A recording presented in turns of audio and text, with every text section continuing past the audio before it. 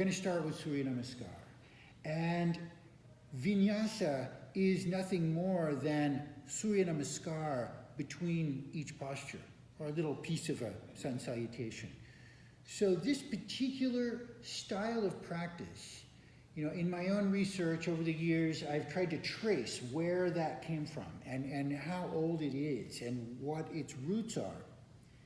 So I just want to mention briefly that the idea of saluting the sun with a sequence of movements is very, very old.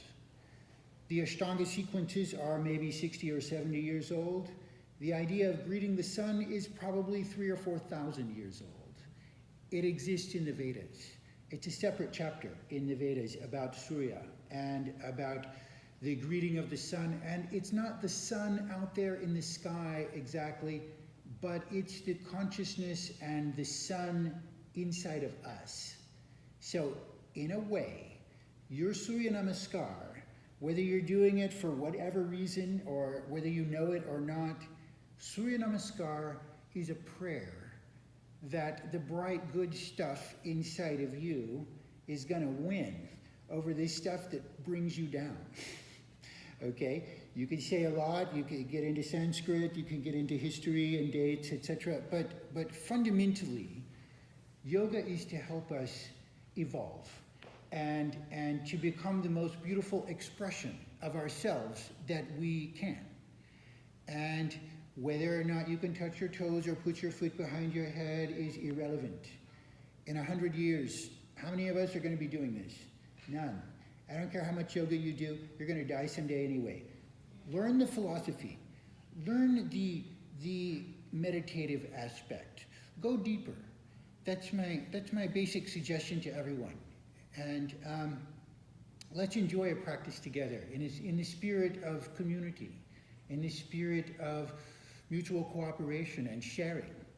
So, enough with philosophy. Let's get on with asana practice. And for just a couple of minutes, I'm going to have you do a very simple sequence of warming up movements.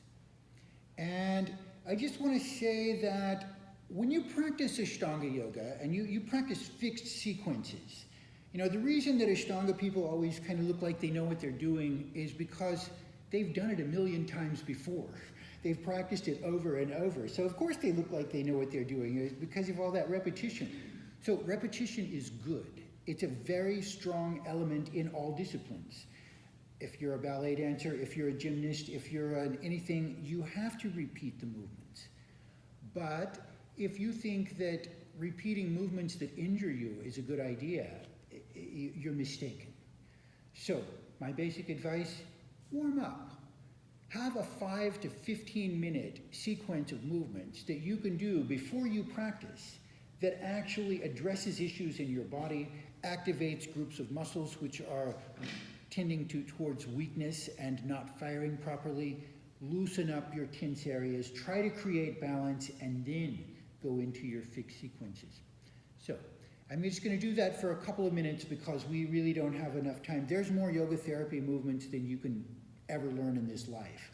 But we can all make a lifelong study of our own bodies and its individual needs, and at the same time practice very structured, disciplined forms of yoga and fixed sequences that we can enjoy to the optimal state when we prepare ourselves properly. So just go ahead and lay back on your back.